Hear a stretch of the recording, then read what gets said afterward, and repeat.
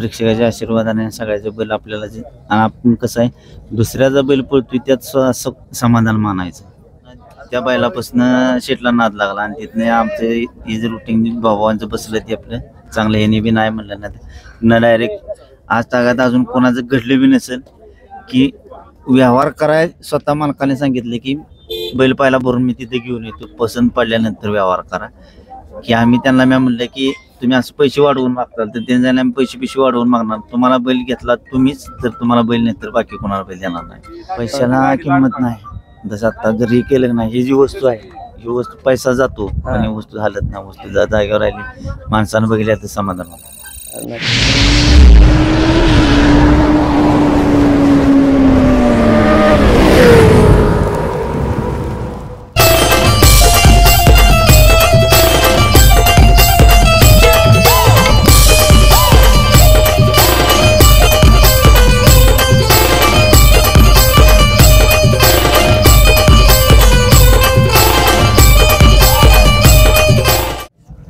सर्वप्रथम मित्रांनो, नाना म्हणजे प्रेमळ मनाचे माणूस आहेत.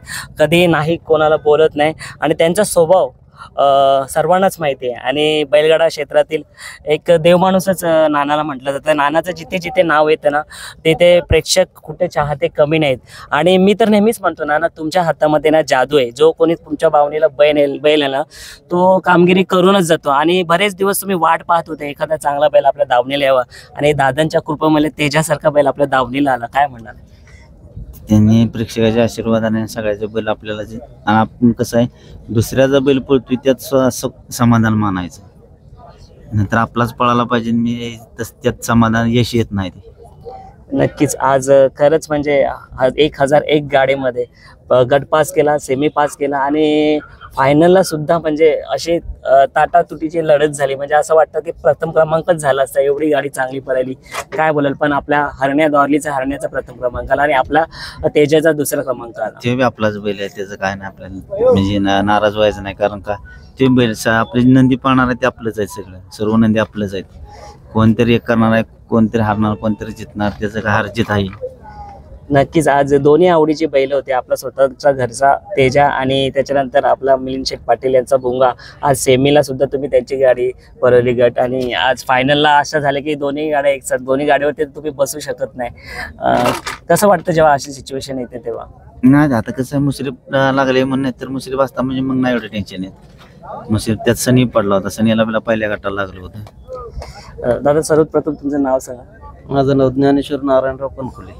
तुम्हाला कसं काय वाटलं की हा आपला तेजा बैल नानाच्याच दावणीला जावा?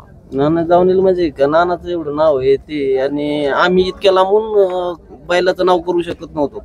त्यामुळे म्हणलं त्या बैलाचं नानाला दिलं तर तो बऱ्यापैकी नाव करेल. त्या नानावरती प्रेम ओवाळून टाकणारे खूप लोक आहेत, त्याच्यातले एक तुम्ही. कारण का नाना म्हटलं तर विषय हार्ड असतो. कारण का नाना, मी मुंबईला तुम्ही आले होते, भुंगाची शर्यत होती कर्जत साईडला कुठेतरी, आणि तिथे आपण मुलाखत घेतली होती. आणि तिथे बाहेरून म्हणजे तुम्ही आले ते समजल्यानंतर तिकडचे फॅन्स तुमच्या जवळ आले होते. कसं वाटतं? आनंद वाटतो. आणि जेव्हा कधी तुमच्यावरती बोट उचलला जातो किंवा काय उचलला जातो तेव्हा व्हिडिओ मार्फत त्यांना उत्तर देणारे लोक आहेत, तुमचे फॅन्स आहेत भरपूर देते. आता कसं वाटतंय म्हणजे पेडगावचा हिंद केसरी मैदान तर तुमचा घरचाच म्हणजे घाटावरचा मैदान आणि एक नामांकित हिंद केसरी मैदान, ज्या मैदानासाठी लोक ना गुलालासाठी येतात आणि त्याच्यामध्ये आपला तेजाने गुलाल केला. हो, तेजाने गुलाल केला. दसरा एक बैल आहे घरी कलटोन मध्ये माझ्या नावाचा विठ्ठल ग्रुप म्हणून बैलाचं नाव ते विठ्ठल.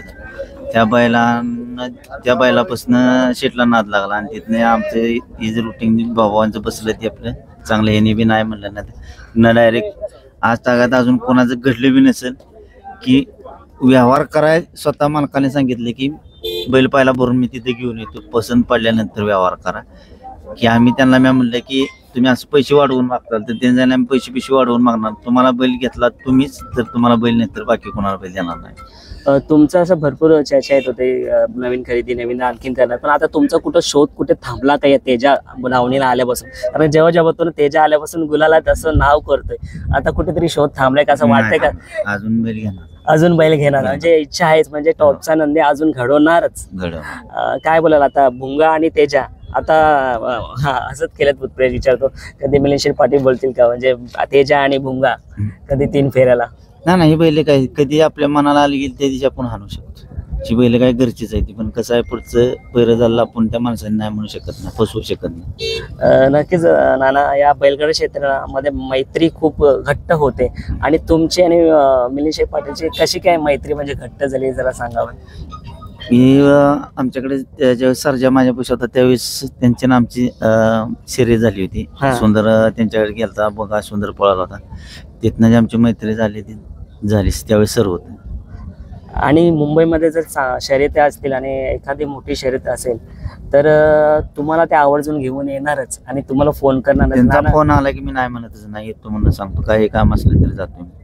नक्कीच, म्हणजे त्यांचा तुमच्यावरती जो ठाम विश्वास आहे आणि त्या ठाम विश्वासाला तुम्ही खरे उतरताच. आणि जेव्हा तुमच्या हाताखाली कोणताही नंदी येतो तो गुलालात राहतो किंवा गटपास सेमी पास करूनच जातो. कारण का कसं आहे नाना माहिती का, हा बैलगाडा क्षेत्र आहे, हार जीत होत असते. कधी जीत असते तर कधी हार असते. कारण प्रत्येक वेळेस आपणच त्या शर्यतीचा राजा होऊ शकत नाही. कारण का खूप सारे नामांकित बैल आहेत. आपण सगळं जिकायचं म्हणल्यावर बाकीच्याने काय करायचं. आणि कसं वाटतं की आज म्हणजे घाटावरती येऊन मुंबईचे बैल सुद्धा नावं करतात, त्याच्याबद्दल काय बोलाल तुम्ही? आनंद झाला पाहिजे. तिकडून येऊन आपल्याकडे नाव केलं तर आपल्याला आनंद होतो, त्यांच्या तिकडे आपण जाऊन गेलं तरी आनंद होतो. म्हणजे कसं ज्या त्या भागात बाहेरच्या यानं येऊन हे केलं की आनंद वाटतो. नाना, तुम्ही सुद्धा 300-350 किलोमीटर येता आमच्याकडे, आम्ही सुद्धा इथे घाटावरती शर्यती पाहण्यासाठी येतो. मग कधी तेजाला मुंबईमध्ये घेऊन येणार का बिंजोडच्या शर्यतीसाठी? हो, येणार येणार. तेव्हा कोण पैरा असेल, काय कसं असेल? मिलिंद शेठ पाटील यांचाच असेल का दुसरं कोणी असेल? कारण का बघा, शेठने सांगितलंय की बैल तिथे येणार. अच्छा, म्हणजे नियोजन आहे. हो. आणि शुभेच्छा नाना, तुम्हाला मी तुमच्या जास्त वेळ घेणार नाही. कारण का पाहतोय मी तुम्ही लगातार आज मुलाखत देत होते. बरं वाटलं तुमच्याशी बोलून. आणि तेजा असाच आपल्या दावणीला नाव करत राहू. दादा काय बोलाल, तेजा आज यांच्या नानाच्या दावणीला आल्यानंतर एवढं नाव करतोय की तुमचं नाव आता नाव रूपाला येतोय कुठेतरी नाना मुले. तिथे नानाच्या दावणीला म्हणजे आमच्या घरी असल्यासारखंच आहे ना तो बैल, त्याच्यामुळे तर नानाला दिला तो. आणि मस्त नाव करून राहिला तो. आमचं नाही बी केलं तरी त्याचं केलं, नानाचं केलं तरी खूप झालं. आणि आजचा दिवस कसं, कारण पेडगाव हिंद सोन्याचा दिवस, सोन्याचा दिवस आहे की नाही, म्हणजे आज आजचा आनंद वेगळा आहे. हो. चला पाहू शकता हिंद केसरी नाना एक मिळालीच, एक ढाल आपला ढाल नाही बोलत, पारितोषिक तुम्हाला भेटलेले आहे. हिंद केसरी 2025 पेडगाव पाहू शकता. हा जेव्हा मान सन्मान भेटतो ना नाना, त्याचा आनंद कसा असतो? पैशाला किंमत नाही. जसं आता जर हे केलं नाही, ही जी वस्तू आहे ही वस्तू पैसा जातो आणि वस्तू हालत नाही. वस्तू जागेवर राहिली, माणसानं बघितल्या तर समाधान होतं. नक्कीच जाणार. आणि असेच ढाल बक्षिसे आणि पारितोषिक आता येणार तुमच्या दावणीला. कारण का तुमच्या तेजासारखा बैल घडलाय आणि आता तुम्हीच बोलले की अजून मी थांबलो नाही, माझा शोध अजून चालू आहे. आणि एखादा बैल चांगला आपल्या दावणीला आणि तो मला वाटतं 2026 मध्ये दिसणार नक्कीच. चला आपण आता नानाची रजा घेऊया.